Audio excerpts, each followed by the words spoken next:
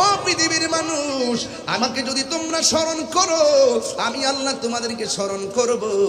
এই জন্য আমার ভাইয়েরা, আল্লাহ সময় মতো নামাজে যাওয়া বড় ফজিলত রয়েছে। আজকে মনে বড় দুঃখ লাগে, অনেকগুলা মসজিদের পাশে দোকানদার থাকে, কিছু কিছু দোকানের ভিতরে ক্যারাম বোর্ড টাকা দিয়া চালানো হয়। এক বুট খেললে 100 টাকা, 2 বুট খেললে 200 টাকা। যখন মসজিদের মধ্যে নামাজ চলে, যেই আঙ্গুল দিয়া মসজিদে কয় আশহাদু আল্লাহ ইলাহা ইল্লাল্লাহ, মসজিদের ভিতরে যে আঙ্গুল দিয়ে শাহাদা পড়ে, আর ক্যারাম বোর্ডের মধ্যে ওই আঙ্গুল দিয়ে তারা খেলাধুলা করে। ও বন্ধুগণ, খবর আছে, খবর আছে, খেলায় খেলায় সময় নষ্ট করে দিও না রে বাজি।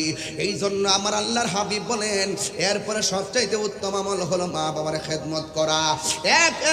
এক লোক সাহাবীকে জিজ্ঞাসা করি, আর ও নবীর সাহাবী, আমি তো একটা মেয়ের বিয়ের প্রস্তাব দিয়েছিলাম, মেয়েটা আমার বিয়ের প্রস্তাবে রাজি হয় নাই।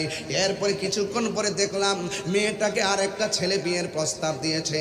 শুধুমাত্র বিয়ের প্রস্তাবই দেয় নাই, মেয়েটা বিয়ের প্রস্তাবের মধ্যে রাজি হইয়া গেছে। এরপরে ছেলেটার সঙ্গে মেয়েটার বিয়ে হয়ে গেছে।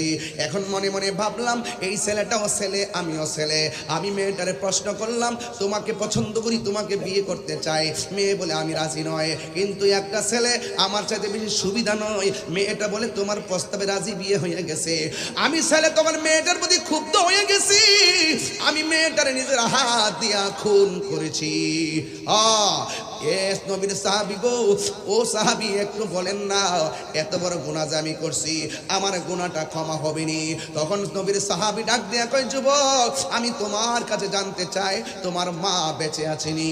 এবার ছেলেটা কয়, না, আমার মা দুনিয়াতে বেঁচে নাই। আর একটা সাহাবী শুই না কয়, ও নবীর সাহাবী, এই ছেলেটা বলছে মেয়েকে খুন করেছে। আপনি বললেন এই ছেলেটা বলছে মেয়েকে খুন করেছে, অথচ ছেলেটা বলছে আমার ক্ষমা আসেনি। আপনি তাকে ক্ষমা রাস্তা না দেখাইয়া আপনি প্রথম বলছেন তার মা আসেনি।